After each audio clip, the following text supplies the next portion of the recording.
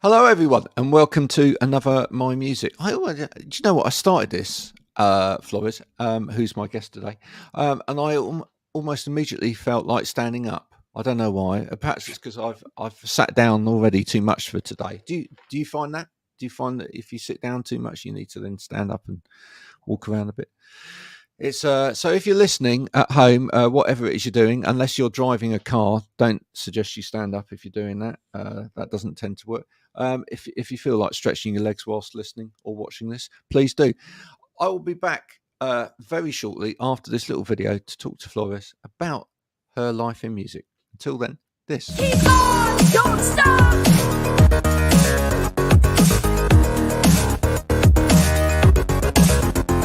Keep on, don't stop.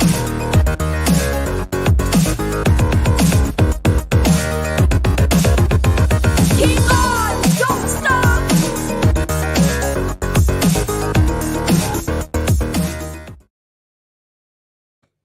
Flores Blue. Now, is that your real name?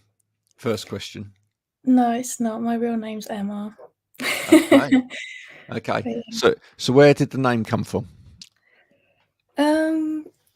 so I think about a year ago, myself and some people I've been working with, we decided that, sort of needed an artist name or a band name. And it took ages to find a name that we all liked and was future proof as well, because sometimes something you think is cool now might not be cool in 20 years. So we just tried to find something that was, sort of didn't really have much attached to it, so you could give it your own sort of meaning. So it's sort of originated from like one of my ancestors had a very similar name and I thought it was really cool. And then I put it on a chalkboard, and then someone, Jesse, who's my producer, saw it on the chalkboard and sent a picture and was like, that's it. That's the one. I was like, cool. Yeah. I mean, blue's an interesting color. Do you feel blue much of the time, or you know what I mean? Yeah, I know what you mean. I think blue is like, obviously it's associated with being sad, but it's also the color of a sunny sky. Like, it's a really pretty color. I think it's my favorite color. So Yeah. But yeah, there is a certain sadness to a lot of the songs that I write naturally. But yeah. Well, you say naturally. Where does that come from? Have you always, as a listener, have you always gravitated more towards sad songs than happy songs, or yeah, I think so. Yeah, I really like Elliott Smith, so there you go. That's quite sad, isn't it? Really. I mean, it's not sad that you like Elliott Smith, because Elliott Smith is a fantastic musician, but a lot of Elliott Smith's music, you could say, has a melancholy to it. Yeah, famously so. Yeah. Famously so. Do you try and put an element of hope into the sadness, though? Definitely. There's always that, I think, with even if I wrote the saddest song, there would always be, something like, I hope it gets better, but at least I think it might get better, or something like that. Yeah, I think, I don't know why. I think it's nice to have that. Yeah. What do you find the hardest thing to write about?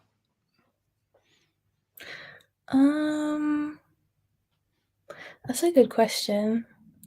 I think it's easy to write about sad things or difficult things, because often when you're writing a song, it's usually a response to something that's happened, and you're like, okay, I'm going to deal with it by writing a song about how I feel. So I think it's probably more difficult to write about something really, really happy. Yeah, I think that. So I find that hard, I guess. Yeah, I find a lot of I've always been really an admirer of musicians that can write a lot of very major chord, quite happy sounding songs, even if they put like a tinge of sadness into the actual lyrics or whatever. Because actually, I don't know about you, but what do you write on? By the way, do you write on piano, guitar, what, or do you sing? How do you construct? Usually on guitar, it will start with guitar or like a vocal melody. Right. Okay. So if you start on the guitar, for example, if you start playing sort of like A, G, C, whatever, and you play all like the major chords, etc. Yeah, a lot of us, your ear, you just sit there listening to it and go, God, that's so twee, that's so happy. It's like, I don't know about you, but I just find that you're a lot of the time your mind just goes, I can't put anything to that. I cannot put anything to that. It's just going to sound like some childhood nursery rhyme type song. And then you start then you start searching around for like putting a minor chord in there or whatever just to kind of balance it out. Do you find that, or do you find that, you know, when you're writing, do you find that the actual physical notes that you're putting in there, do you find that it's just naturally more a thing to go to sort of like go through all of the minor chords and whatever? I struggled with what you've just described when I first started like recording my own music, because it's, you know, playing like a major, you know, two or three major chords on a loop, is sounds nice to the ear. So I just thought, okay, so that's how I'll start, and then eventually, like, all, you know, the demos just started sounding really just too happy or clean or, you know, just too nice. I was just like, I want it to be more interesting than that. So it's quite fun finding ways to make something sound a bit more weird Yeah. than just like major. How important to you has it been to find the right producer then? It sounds like that's been absolutely fundamental in this whole process as well. And how did you find them? Yeah, so it's been great, really, working with Jessie. So I think about a year ago I applied to the airspace program at Old Jet, which is like a industry development program where they give you the tools to sort of grow as a musician and in your career, which was amazing, and it's probably the best thing I've ever done. And yeah, so Jessie's like runs the art centre there, and yeah, part of the sort of program, he said that he would produce an EP, which was great. And I remember, like, first walking into his studio, I was like, this is so cool. I couldn't really believe it. And yeah, he's great to work with as well. So yeah, I think I've been really lucky for that. Are you picking up yourself? Are you picking up sort of engineering and studio sort of knowledge by watching as you go along? Yeah, I definitely learned a lot in the time that we recorded the EP, because it was over, I don't know, probably about a week spread out. And I learned so much in that time. But I've spent a lot of time recording on my own, and that's where I've learned the most, I think, because it's just Yeah. trial and error completely. So yeah. How do you find the whole studio experience in terms of singing? I know I've spoken to several musicians about that in the past. I always found it a little bit different or difficult in a way, because singing in front of an audience is one thing. You know, you want to project. You've got an audience there. You've got something to bounce off of. You know, you go into a studio and it's like dead. Yeah. You're singing into a mic, but you've got to get into that headspace where, and also your voice sounds different in the studio. It all sounds a little bit in your head as opposed to out there in a room. So you have to try and get into all of that. Did you find that a naturally fairly easy, or have you struggled to kind of find your studio voice? Or I think I actually prefer it. Oh, do Um, you? yeah, it's Wow. I really like it when I can like really like hear my voice and just like it feels good. Like I don't know if that's Well, maybe it's just because you've got a better voice than me. I mean, maybe I just like to. Maybe it's just because I wanted to hear my voice being drowned out by a million people holding No, up it pints of. takes a long time. It takes a lot of takes and a lot of Yeah. like a lot of focus because you have to think about, you know, a lot of things when you're doing it, like your pitch, the lyrics, your cadence, even like your S's. I've realized that when I was recording, my S's aren't as they're not very clear. They're not like as sharp as like they're more of like a on a mic. Sometimes it can sound like I have a lisp or something like that. So I was Or like just really a li trying yeah, to not just have a like a little. lisp. Yeah, yeah, yeah, yeah. Um, so yeah, there's a lot of things to think about. Definitely, like it is quite it takes a lot of focus to really like get the final take, I think, but I kind of like that in a way. I don't know. Yeah. Who do you look up to, vocal-wise? Um, well, when I the thing that got me started with singing was like the old blues singers, Oh, like really? yeah, like Etta James, and then like you've got your modern day like Jennifer Hudson, like really talented, strong female Mm. singers. Um, but then I started listening to indie music and listening to bands like Slow Pulp and Soccer Mummy and like Phoebe Bridgers and Boy Genius, where they sing with like a very like laid back indie style vocal, which I think that's really cool, and I like listening to that. So I kind of was more drawn to that as a singing style, I think. Yeah. Do you feel like your singing sometimes goes in a mixture between the two? Do you? Where Sometimes it's not only yeah. maybe I would really notice it. Um, but yeah, sometimes when it goes a bit like deeper, or like when my voice goes deeper or something, it has I don't know. Yeah.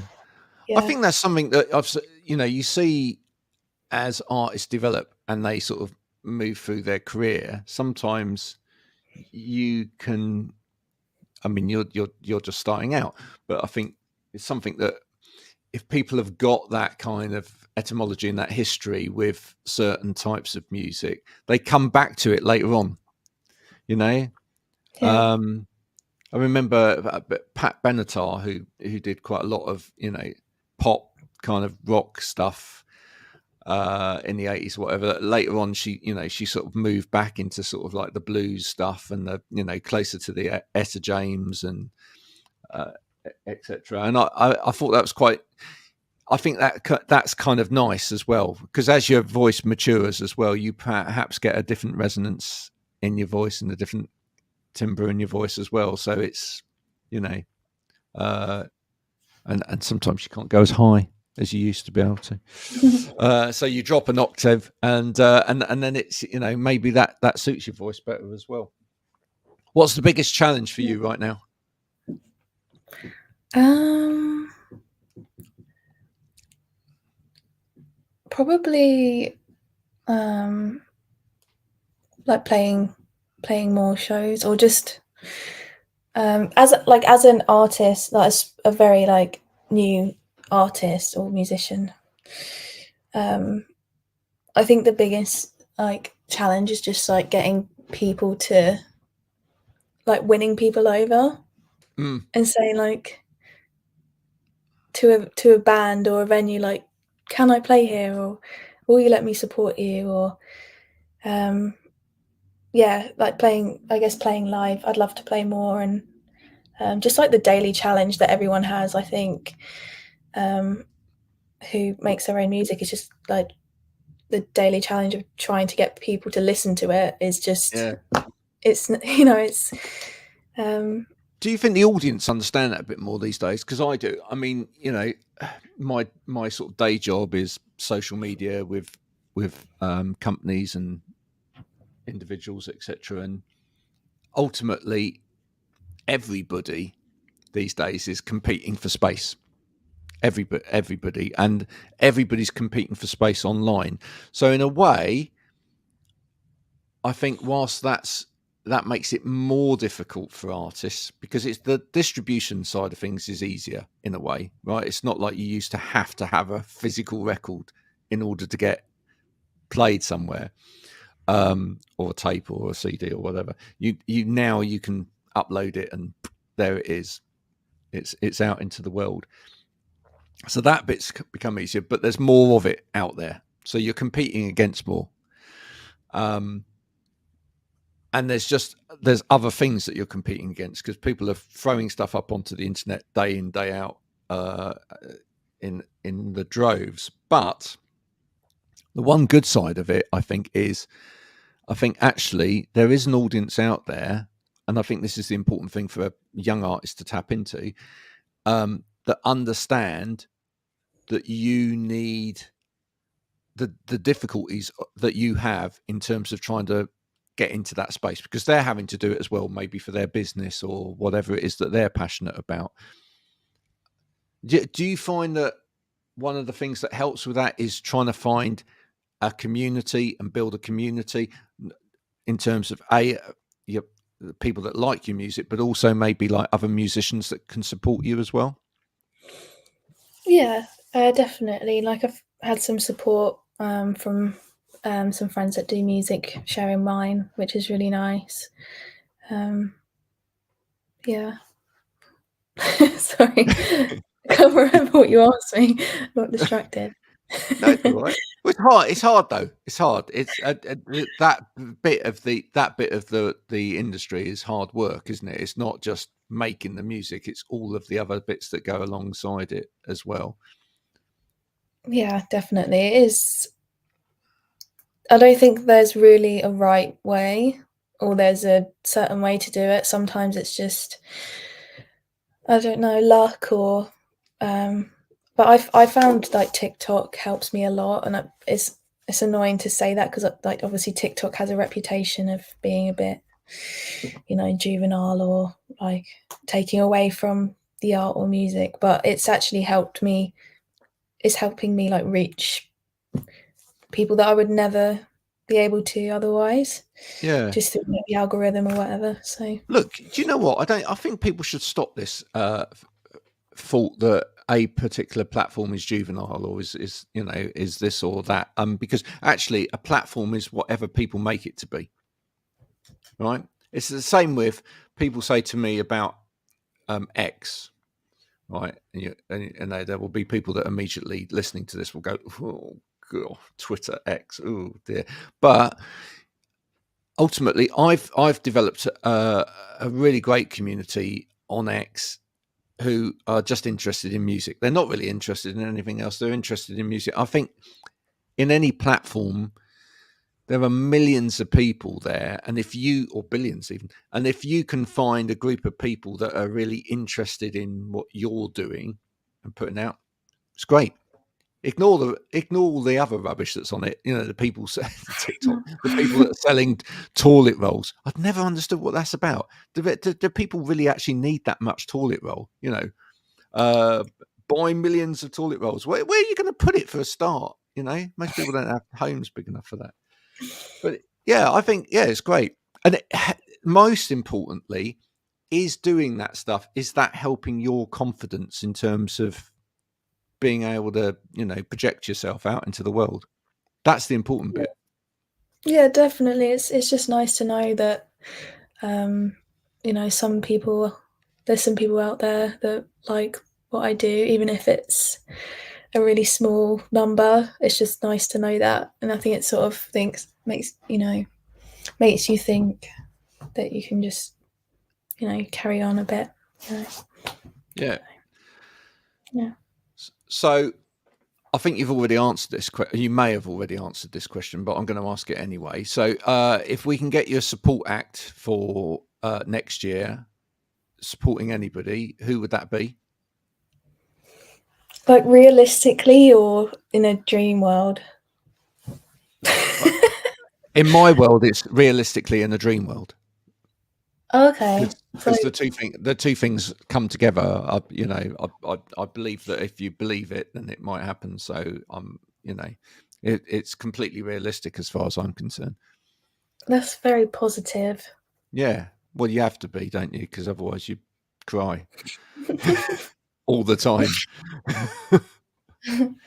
um, Well, she thinks nothing wrong with well, crying, by the way, boys and girls. Nothing wrong with crying at yeah, all. But just not all fine, the time because it makes the desk wet. I would say Boy Genius, but they split up, so it won't be them. Um, Have they split up or are they just on hiatus?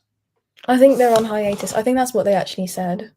Yeah, They were just, that's yeah, not a split. That's not a split up situation. That just means they all need to go and release another solo album each, which they're very good at doing. And then when the time is right, they come back for a bit of fun. So yeah, yeah, that will happen. Yeah. for sure. I think it would probably be Soccer Mummy or Slow Pulp. Those would be on my top support slots. I'm just making a note so that I can tag them in. Right. Soccer Mummy. And what was the other one? Sorry. Slow Pulp. Slow Pulp. Okay. There we are.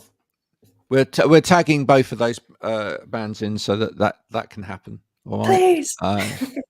Please. Yeah, you never know, do you? There we go.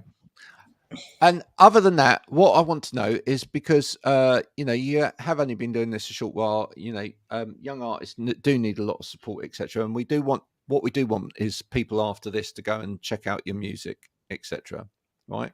So, two last questions. One is, what's your latest song that you've got out there? Give it a little plug so that people can go and find it. And we don't just want you to listen to it. We want you to add it to a playlist. Right. Everybody, when you find the song, go and add it to a playlist because that really, really helps. Okay. And also stop by and say hello to Flores and actually say how much you appreciate the song. That's because that's just polite, nothing else. All right. So do give a plug to the song. That's your first task after I stop waffling. Second is, how can people help you right now? There you are. The stage is yours. Thank you. So last Friday, I released my first ever EP called Entertain.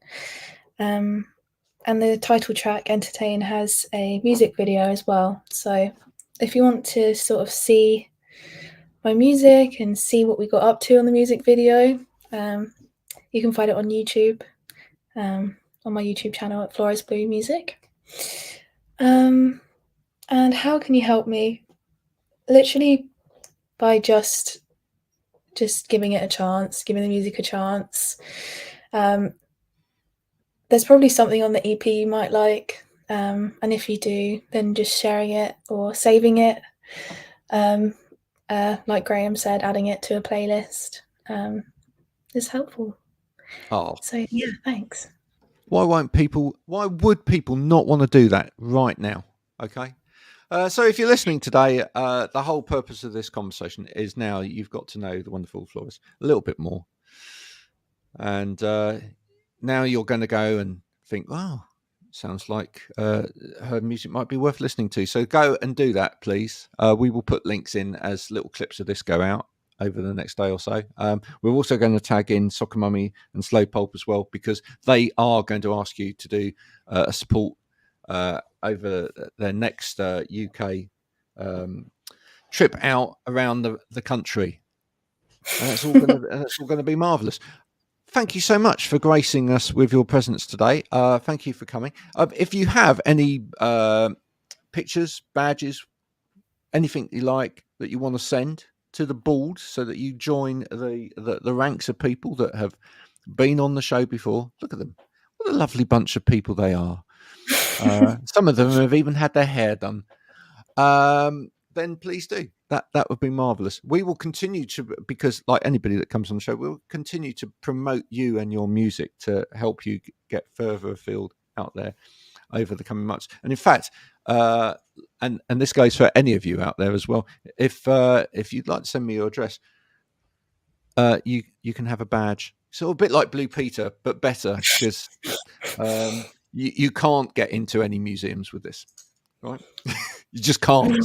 So it means you don't have to go to them. You can do something more interesting instead. Folks, this has been the wonderful Flores Blue. I hope you've enjoyed today's MyMusic interview. If you have, then please share with your friends and family and everybody else. If you haven't, 25 minutes of your time wasted. It's not that big a deal, really. You can get it back from your local government office. Just go and see them with a stamped addressed envelope.